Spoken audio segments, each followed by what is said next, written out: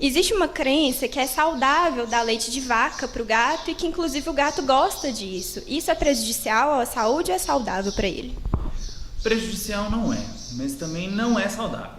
É o seguinte, boa parte dos filhotinhos, conforme eles vão desenvolvendo, eles começam a não metabolizar muito bem a lactose, principalmente do leite bovino. Então, você vê até animais que têm diarreia por conta dessa alimentação com esse leite. Então, não é recomendado. A partir de uma determinada idade, que é assim, questão de 2 meses, corta o leite do felino. Não faz diferença para eles. É interessante introduzir ração úmida para o gato, que é aquelas enlatadas ou que vem em sachê? Sim.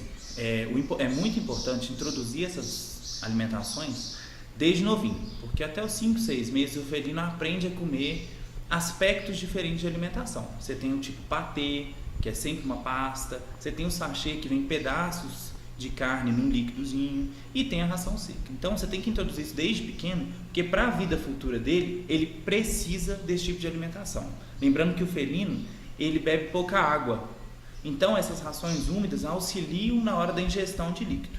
Então é muito importante, desde novinho, introduzir esse tipo de alimentação. E hoje em dia você já tem sachê apropriado para abaixo de 1 ano, até 8 meses, até 1 ano, tá? Então é muito importante começar desde novinho. Lucas, a fêmea, quando ela está em gestação, a gente precisa adaptar a alimentação dela?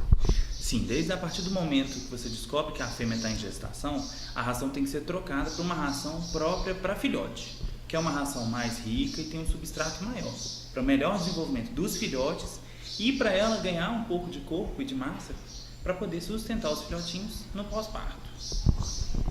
Existe uma idade certa para desmamar o gato?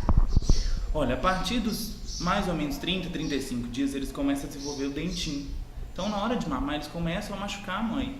Então a partir desse momento ela mesma já faz esse papel. Ela mesma fala, não, chega de mamar, vocês estão me machucando. Aí elas começam a aprender a comer a ração da mãe. Eles vão lá na ração junto com a mãe, vê que ela está comendo aquilo, vai lá, mastiga e junto com ela, entendeu? Então, a partir dos 30, 35 dias já pode separar eles já, viu? Depois que o gato é desmamado, qual é o tipo de alimentação mais adequada para a idade dele?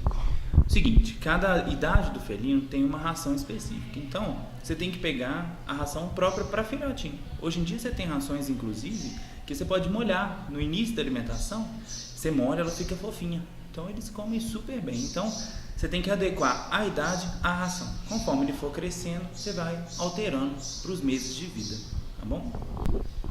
Algumas pessoas reparam que os gatos eles não bebem muita água. Como que a gente pode fazer para estimular esse hábito no animal?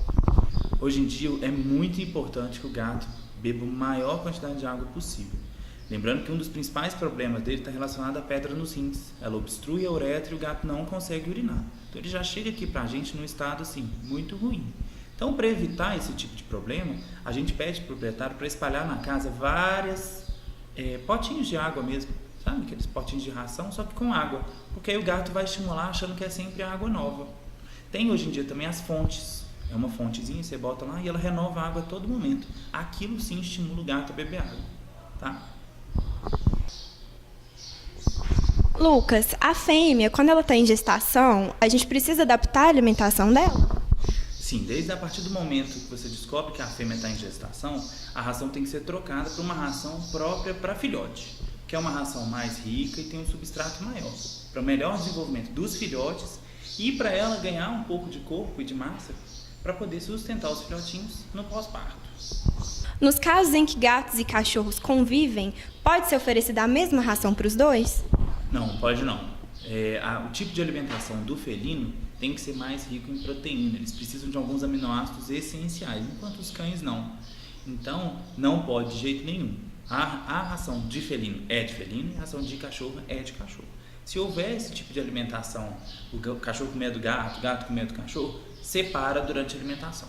Mas cada um tem que ter a sua. Oferecer comida de humano para o gato pode trazer riscos para a saúde do animal? Bom, hoje em dia a gente sabe que o que causa problemas são os temperos, né? Então, as comidas de humano, de forma geral, você pode oferecer, desde que sejam de forma preparada cozinhando. Só que não põe tempero. Você faz só na água. Por exemplo, cenoura. Eles adoram cenoura. Você pode pegar a cenoura, cozinhá-la só na água e dar para ele. Qualquer tipo de carne, a mesma coisa. Não pode ser dado carne crua.